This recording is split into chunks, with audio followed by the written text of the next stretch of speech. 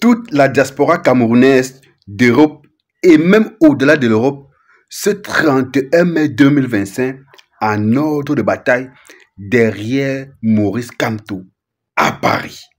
Et les amis, ce méga géant mythique s'annonce exceptionnel. Ce 31 mai 2025, Paris va vibrer au rythme de la renaissance du Cameroun, au rythme du mouvement pour la renaissance du Cameroun, les amis. Cet événement qui a été annoncé il y a de cela près de 3 mois et qui est à quelques heures de sa tenue est en train de connaître une exceptionnelle mobilisation, les gars. C'est un moment magique de l'histoire de notre Cameroun qui va s'écrire loin des terres de nos ancêtres, c'est-à-dire à Paris. Maurice Kamto et ses lieutenants, et ses militants, et ses sympathisants, et même ceux qui ne sont pas des Camerounais, sont curieux de voir quel est ce personnage qui mobilise tant de personnes, qui fait couler autant d'encre et de salive, mais Maurice Kamto est un personnage que nous devons protéger.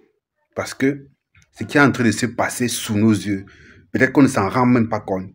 C'est exceptionnel parce que,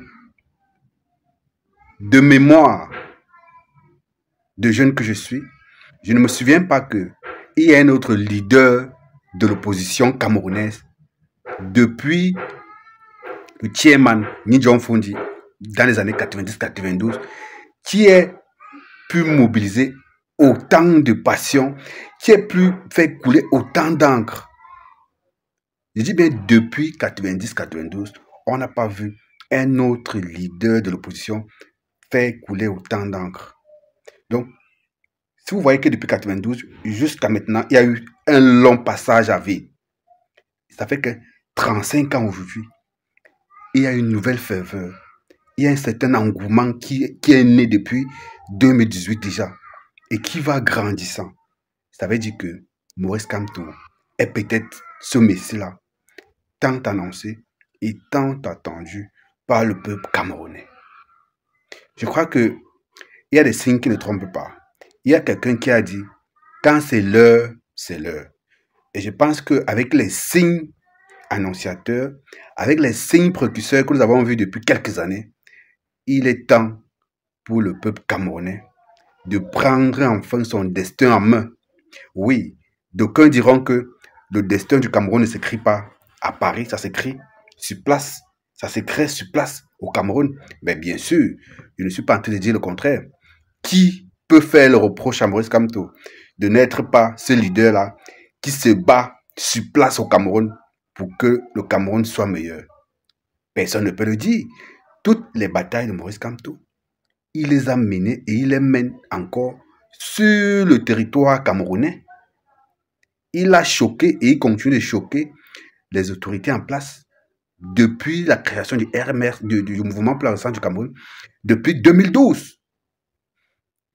Je le dis parce que il y a certains sardinards, certains charognards qui se sont amusés sur leurs différentes plateformes à dire que ce n'est pas à Paris que va s'écrire le destin du Cameroun. Ça, c'est clair. Mais sauf que ils ont choisi de faire une sorte d'indignation sélective parce que quand leur propre champion, qui est au pouvoir depuis 43 ans, s'en va à Paris, ou ça allait à Paris, à l'époque où il voyageait encore beaucoup, à chaque fois rendre compte à l'Élysée de ce que le Cameroun allait bien, du grand dialogue national, de ci ou de ça. Ces gars-là ne disaient rien. Ces gars-là ne s'offusquaient pas de ce que non. Comment est-ce qu'un chef de l'État laisse son territoire pour aller rendre compte du grand dialogue national à Paris et tout. Mais comme il y a une alternative crédible désormais, et ils savent que l'opposition, que la diaspora camerounaise a un véritable poids au Cameroun, les gars veulent un peu diluer l'importance de cette diaspora-là en lançant un peu quelques pavés dans la malle pour essayer de distraire les Camerounais. Mais malheureusement pour eux, les gars sont suffisamment concentrés et suffisamment éveillés. Ce n'est plus aujourd'hui, à quelques mois de la présidence, que les gars vont se laisser déconcentrer. Maurice Kamto a fait comprendre aux Camerounais qu'il est l'alternative possible désormais. Même ceux qui étaient encore dubitatifs ont fini par se rallier à sa cause. Je dis ceux qui étaient encore dubitatifs et qui étaient même du camp du président Paul Biya. Parce que les gars ont observé cet acharnement contre Maurice Kamto. Un acharnement gratuit et pour rien. Pourtant, le monsieur ne demande qu'à ce que le Cameroun soit mieux que ce qu'il est aujourd'hui. Il ne demande rien d'autre. On n'a jamais vu dans une salle à faire, on n'a jamais vu ces militants en train de casser quoi que ce soit au Cameroun ou ailleurs, parce que laissez-moi vos histoires de la casse des ambassades, que ce soit les gars du MSC. Ça a déjà été prouvé, même devant les tribunaux, que ces gars qui avaient cassé l'ambassade n'avaient rien à voir avec le MRC. Ce sont les gars qui n'avaient pas la carte du MSC.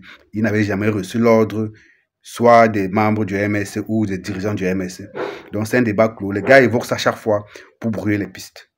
Pour dire quoi? Ceux qui doutaient encore à un moment donné que Maurice Kamto était l'alternative, désormais ont compris que, en fait, c'est parce qu'ils ont su, c'est parce que le pouvoir en place sait que c'est une alternative crédible qu'on essaie de les discréditer, qu'on essaie de décrédibiliser tout ce qu'il essaie de mettre en place. Les gars ont finalement compris. Le peuple camerounais n'est pas dupe. C'est pas parce que ce peuple reste calme et resté calme pendant longtemps que les gars ont cru que non, ce silence-là, ou bien cette pseudo-faiblesse, parce que de quoi on a qualifié ça de faiblesse pour dire que c'est un peuple lâche, c'est un peuple faible. Non, c'était pas la lâcheté, c'est parce que les gars n'étaient pas encore suffisamment matures pour pouvoir dire que bon, désormais ça suffit. Et je pense qu'ils ont atteint un pic et un niveau de maturité qui leur permet désormais de prendre position de façon claire et nette. Donc les gars n'ont même plus peur de prendre position. Avant, les gars se cachaient un peu pour soutenir. Non, désormais, on voit plein de Camerounais qui affirment et qui apportent leur soutien à l'opposition camerounaise, principalement au mouvement pour la renaissance du Cameroun. Et c'est de bonne guerre. Ça, c'est clair. Donc, les amis, ce qui se prépare à Paris, ce qui va se passer à Paris ce samedi 31 mai 2025 sera inédit. Heureux pour ceux qui auront l'occasion de vivre cet événement sur place à Paris. Pour ceux qui n'auront pas l'occasion, les gars vont relayer cette, je ne sais pas comment on va appeler ça, ce méga géant meeting pour que les gens qui ne sont pas sur place puissent le vivre comme s'ils étaient. Donc les gars, la mobilisation doit rester intacte.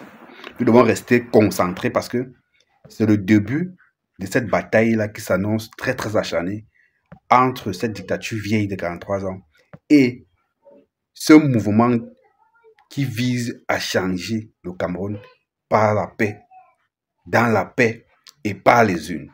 Donc les gars, on reste concentrés et on se retrouve très bientôt.